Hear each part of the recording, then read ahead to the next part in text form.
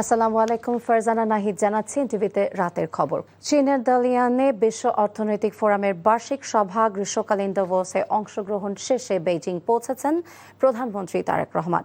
সফরের শেষ দিনের শুক্রবার প্রধানমন্ত্রী বৈঠক করবেন চীনা প্রেসিডেন্ট শি জিনপিং এর সঙ্গে। বৈঠকে গুরুত্ব পাবে দুদেশের স্বার্থ সংশ্লিষ্ট বিভিন্ন বিষয়, সই হতে পারে অন্তত 15টি চুক্তি এবং সমঝোতা স্মারক। চীন থেকে আরও জানাচ্ছেন হাসান মাহমুদ। ড্রাগনের দেশ চীন সফরের আলো ঝলমলের তৃতীয় দিনে ওয়ার্ল্ড ইকোনমিক ফোরামের 17তম annual meeting of the new চ্যাম্পিয়ন্সের সভায় যোগ দেন প্রধানমন্ত্রী তারেক রহমান। সভায় দক্ষিণ কোরিয়া, গিনি, কাজাখস্তান সহ 90টিরও বেশি দেশ ও অঞ্চল থেকে 1700-ও বেশি প্রতিনিধি অংশ নেন। গ্রীষ্মকালীন দাভোসে প্রধানমন্ত্রী তারেক রহমানের অংশগ্রহণ বাংলাদেশের জন্য নতুন বিনিয়োগ ও কর্মসংস্থানের সুযোগ ছাড়াও জাতীয় সক্ষমতাকে আরও সমৃদ্ধ ও শক্তিশালী করবে বলে মনে করা হচ্ছে। সভার সাইডলাইনে কাজাখস্তানের প্রধানমন্ত্রী ওলতাস বেকপেনভেনের সাথে বৈঠক করেন প্রধানমন্ত্রী। দুই নেতা উভয় দেশে কূটনৈতিক মিশন খুলতে একমত হন। এই সভায় যোগদান শেষে প্রধানমন্ত্রী পৃথক বৈঠক করেন China railway construction, road and bridge corporation এবং চায়না মেশিনারিজ ইঞ্জিনিয়ারিং কর্পোরেশনের চেয়ারম্যানদের সাথে। এসব বৈঠক শেষে বুলেট ট্রেনে করে স্ত্রী ডাক্তার জোবাইদা রহমান সহ সফর সঙ্গীদের নিয়ে বেইজিংয়ে পৌঁছেন প্রধানমন্ত্রী। বেইজিংয়ে দিয়াও ইউতা স্টেট গেস্ট হাউসে অবস্থান করবেন তিনি। সফরের সবচেয়ে গুরুত্বপূর্ণ কর্মসূচি 26 জুন চীনের প্রেসিডেন্ট শি জিনপিং এর সাথে তারেক রহমানের বৈঠক। এই শীর্ষ বৈঠকে দ্বিপক্ষীয়, আঞ্চলিক এবং বৈশ্বিক গুরুত্বপূর্ণ বিষয়ে বিস্তারিত আলোচনা ছাড়াও দুই দেশের মধ্যে 15 থেকে 17টি চুক্তি এবং সমঝোতা স্মারক সইয়ের সম্ভাবনা রয়েছে। চীনের দালিয়ানে দুদিনের কর্মব্যস্ত সফর সম্পন্ন করেছেন প্রধানমন্ত্রী। বলা হচ্ছে তার এই সফর ফলপ্রসূ হয়েছে। এখন অপেক্ষা বেইজিংয়ে চীনের প্রেসিডেন্ট শি জিনপিং এর সাথে প্রধানমন্ত্রীর সাক্ষাৎ, সমঝোতা স্মারক স্বাক্ষর সহ বিভিন্ন চুক্তির বিষয়গুলো সামনে রয়েছে। তাই অপেক্ষা করতে হবে চীনের সাথে বাংলাদেশের দ্বিপাক্ষিক বিনিয়োগ এবং অর্থনৈতিক বিষয়গুলো কতটা প্রাধান্য পাবে সেদিকে। তাই আগামীকাল কর্মব্যস্ত দিন কাটাবেন Tarique Rahman. Hasan Mahmud, NTV news, Beijing, China. প্রধানমন্ত্রীর চীন সফরের মাধ্যমে দুদেশের মধ্যে বিদ্যমান বাণিজ্য ঘাটতি কমিয়ে আনা সম্ভব বলে আশা প্রকাশ করেছেন বিএনপির সিনিয়র যুগ্ম মহাসচিব রুহুল কবির রিজভী। রাজধানী নয়াপল্টনে বিএনপির কেন্দ্রীয় কার্যালয়ে ব্রিফিংয়ে তিনি বলেন, এই সফরে বিনিয়োগ বৃদ্ধি এবং অর্থনৈতিক সহযোগিতার সম্প্রসারণে প্রধানমন্ত্রী যুগোপযোগী এবং কার্যকর পদক্ষেপ নেবেন। বলেন, বাংলাদেশ আর পরনির্ভরশীল থাকবে না। একটি গোষ্ঠী দেশকে অস্থিতিশীল করতে চায় অভিযোগ করে তিনি বলেন, বর্তমান সরকারের আমলে দেশবিরোধী কোনো কর্মকাণ্ড মেনে নেওয়া হবে না। প্রধানমন্ত্রীর রাজনৈতিক উপদেষ্টা বলেন, বিরোধী দল নতুন ফ্যাসিবাদের অভিযোগ তুলছে, অথচ তাদের নিজেদের কর্মকাণ্ডে ফ্যাসিবাদী মানসিকতার প্রতিফলন দেখা যায়। মুদি দোকান, প্রসাধন সামগ্রীর দোকান সহ কিছু ব্যবসায়িক খাতকে 2026-27 অর্থ বছরে সুনির্দিষ্ট করের আওতায় আনার পরিকল্পনা রয়েছে বলে সংসদকে জানিয়েছেন অর্থমন্ত্রী আমির খসরু মাহমুদ চৌধুরী। বিকেলে জাতীয় সংসদের সংরক্ষিত নারী আসনের সংসদ সদস্য সেলিনা সুলতানার এক প্রশ্নের জবাবে অর্থমন্ত্রী একথা জানান। মন্ত্রীর তথ্য অনুযায়ী আগামী অর্থ বছরে মুদি দোকান, কাপড় বিক্রেতা, কনফেকশনারি, প্রসাধন সামগ্রীর দোকান, প্লাস্টিক এবং সিরামিকের গৃহস্থালী পণ্য, জুতার দোকান, হার্ডওয়্যার পণ্যের বিক্রেতা, ডেকোরেটরস এবং মুঠোফোন বিক্রেতাকে ভ্যাটের আওতায় আনার পরিকল্পনা রয়েছে। তাছাড়া ইলেকট্রনিক্স পণ্যের বিক্রেতা, পেইন্ট এবং হার্ডওয়্যার, স্যানিটারি এবং ফিটিংস, টাইলসের দোকান, ঠেউটিনের দোকান, রড এবং সিমেন্ট, ফার্নিচার, মিষ্টান্ন ভাণ্ডার এবং রেস্তোরাঁকে ভ্যাটের আওতায় আনার পরিকল্পনার কথা জানান অর্থমন্ত্রী। তিনি আরও জানান, বিগত 2024-25 অর্থ বছরে ভ্যাট বাবদ 1,41,586 কোটি টাকার রাজস্ব আদায় হয়েছে। কোনো প্রতিষ্ঠানে নকল পাওয়া গেলে সেই প্রতিষ্ঠান প্রধানকে আইনের আওতায় আনা হবে বলে জানিয়েছেন শিক্ষামন্ত্রী আনম এহসানুল হক মিলন। এছাড়া প্রশ্নপত্র ফাঁসের সাথে জড়িত হলে কাউকে ছাড় দেয়া হবে না বলে হুঁশিয়ারি দিয়েছেন শিক্ষামন্ত্রী। সকালে আজিমপুর গার্লস স্কুল অ্যান্ড কলেজের ঢাকা, ময়মনসিংহ এবং মাদ্রাসা ও কারিগরি শিক্ষা বোর্ডের কেন্দ্র সচিবদের সাথে মতবিনিময় সভায় মন্ত্রী এসব কথা বলেন। দেশের শিক্ষা ব্যবস্থাকে ধ্বংস করতে 17 বছর ধরে ষড়যন্ত্র চলছে বলেও অভিযোগ করেন তিনি। এ সময় 2027 সালের এসএসসি পরীক্ষা জানুয়ারিতে নেওয়া হবে বলে জানান মন্ত্রী। 2022 সালের পর থেকে অবসর ভাতা না পাওয়া শিক্ষকদের ভাতা জুলাইয়ে চালু হবে বলে জানান শিক্ষামন্ত্রী।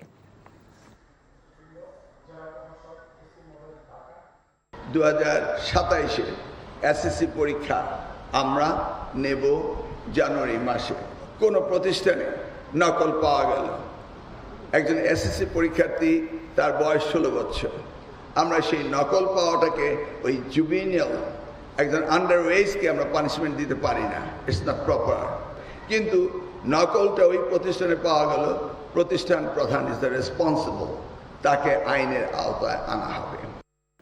কুমিল্লার নাঙ্গলকোট উপজেলার হাসানপুর স্টেশনের কাছে সোনার বাংলা এক্সপ্রেসের ইঞ্জিন বিকল এবং একই সময় গুণবতী এলাকায় মেঘনা এক্সপ্রেসের 4টি বগি লাইনচ্যুত হওয়ায় ঢাকা চট্টগ্রাম রেলপথে ট্রেন চলাচল 1 ঘন্টারও বেশি সময় ধরে বন্ধ রয়েছে। এতে চট্টগ্রামের সঙ্গে সারা দেশের রেল যোগাযোগ বিচ্ছিন্ন হয়ে পড়েছে। সোনার বাংলা এক্সপ্রেসের ইঞ্জিন বিকলের খবর পেয়ে চট্টগ্রাম থেকে ছেড়ে আসা চাঁদপুরগামী মেঘনা এক্সপ্রেস ডাউন লাইন দিয়ে গুণবতী স্টেশন অতিক্রম করে হাসানপুরের দিকে যাবার সময় মাঝপথে 4টি বগি লাইনচ্যুত হয়। ফলে আপ ও ডাউন উভয় লাইনেই ট্রেন আটকে যায় এবং ঢাকা চট্টগ্রাম রেলপথে ট্রেন চলাচল সম্পূর্ণ বন্ধ হয়ে পড়ে। Laksam junction station master Omar Faruk জানান, 2টি লাইনের যে কোনো একটি সচল করা গেলেই ট্রেন চলাচল পুনরায় শুরু হবে। জুলাইয়ের মধ্যে মালয়েশিয়ার শ্রমবাজার নিয়ে সুখবর আসতে পারে বলে জানিয়েছেন প্রবাসী কল্যাণ এবং বৈদেশিক কর্মসংস্থান মন্ত্রী আরিফুল হক চৌধুরী। বুধবার সিলেট ওসমানী আন্তর্জাতিক বিমানবন্দরে প্রবাসী কল্যাণ মন্ত্রণালয়ের চলমান বিভিন্ন কার্যক্রম পরিদর্শন শেষে সাংবাদিকদের প্রশ্নের জবাবে এসব কথা বলেন তিনি। মন্ত্রী বলেন, সম্প্রতি মালয়েশিয়া সফর অত্যন্ত সফল এবং ফলপ্রসূ হয়েছে। ওসমানী বিমানবন্দরে প্রবাসী হয়রানি রোধে পদক্ষেপ নেওয়া হচ্ছে বলেও জানান মন্ত্রী। কাতারে নিহত বাংলাদেশিদের মরদেহ দেশে আনা এবং ক্ষতিগ্রস্ত পরিবারগুলোর প্রয়োজনীয় সহায়তা প্রদানের বিষয়টিতে সরকার অগ্রাধিকার দিচ্ছে বলেও জানান প্রবাসী কল্যাণমন্ত্রী। বহুল আলোচিত চট্টগ্রামে আইনজীবী সাইফুল ইসলাম আলিফ হত্যা মামলায় চিন্ময় কৃষ্ণ দাস ব্রহ্মচারীর জামিন আবেদন নাকচ করে দিয়েছেন চট্টগ্রামের একটি আদালত। বুধবার দ্রুত বিচার ট্রাইব্যুনালের বিচারক মোহাম্মদ জাহিদুল হক তার জামিন আবেদন নামঞ্জুর করেন। বাদীপক্ষের আইনজীবী অ্যাডভোকেট রায়হানুল ওয়াজেদ চৌধুরী জানান, আলিফ হত্যা মামলায় চিন্ময় কৃষ্ণ দাসের জামিন আবেদন নাকচ করলেও তার চিকিৎসার আবেদন মঞ্জুর করেছেন আদালত। যদিও এই মামলায় বর্তমানে সাক্ষ্য গ্রহণ চলছে। সুপ্রিম কোর্ট আইনজীবী সমিতি এবং চট্টগ্রাম জেলা আইনজীবী সমিতির সদস্য সাইফুল ইসলাম আলিফকে 2024 তারিখে চিন্ময় কৃষ্ণ দাসের অনুসারীরা কুপিয়ে এবং পিটিয়ে হত্যা করেছে বলে অভিযোগ রয়েছে। একই দিনে ঘটনায় পুলিশের ওপর হামলা, গাড়ি ভাঙচুর সহ পৃথক 5টি মামলায় চিন্ময় কৃষ্ণ দাসের জামিন চেয়ে হাইকোর্টে আবেদন করা হলে নাকচ করা হয়েছিল। সারা দেশে দিনব্যাপী মেডিকেল ক্যাম্পের আওতায় ফ্রি চিকিৎসা সেবা প্রদান করা হলো ওয়ালটন প্লাজায়। একযোগে দেশের 7 শতাধিক ওয়ালটন প্লাজায় গ্রাহক থেকে শুরু করে সর্বস্তরের মানুষ এই সেবা গ্রহণ করেন।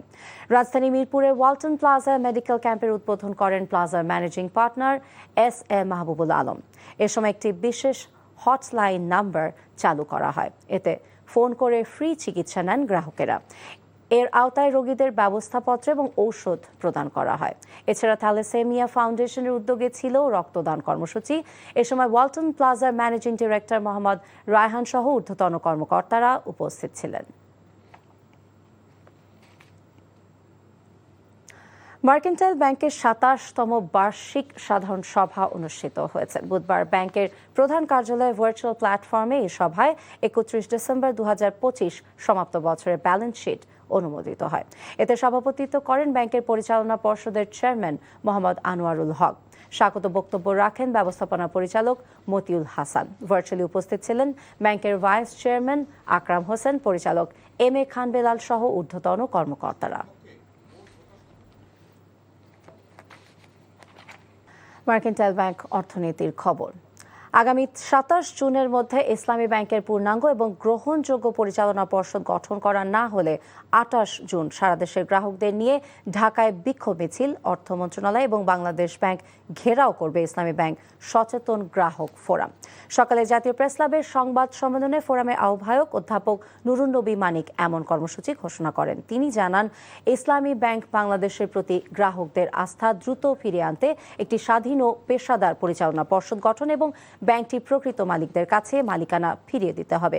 একই সঙ্গে লুটেরাদের বিচার, পাচার হওয়া অর্থ উদ্ধারে কার্যকর পদক্ষেপ এবং ব্যাংকিং খাতে সুশাসন প্রতিষ্ঠা সহ ৭ দফা দাবি উত্থাপন করেছে ইসলামী ব্যাংক সচেতন গ্রাহক ফোরাম।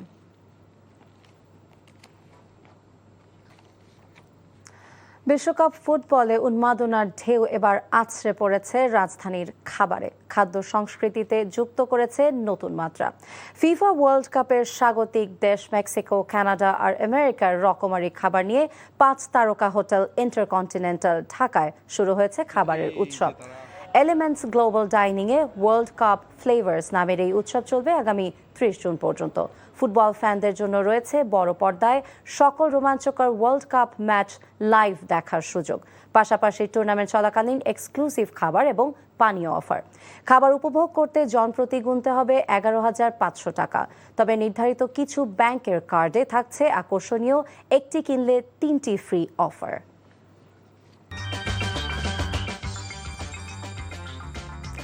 এই ছিল রাতের খবরে। এই খবরের ভিডিও আপডেট জানতে ভিজিট করুন এনটিভি অনলাইন www.ntvbd.com। এছাড়াও এনটিভি জনপ্রিয় সব অনুষ্ঠান এবং খবরের আপডেট জানতে ভিজিট করুন আমাদের ইউটিউব এবং ভেরিফাইড ফেসবুক পেজ। রাত ১টায় মধ্যরাতের খবর দেখার আমন্ত্রণ রইল। সবাইকে ধন্যবাদ। শুভরাত্রি।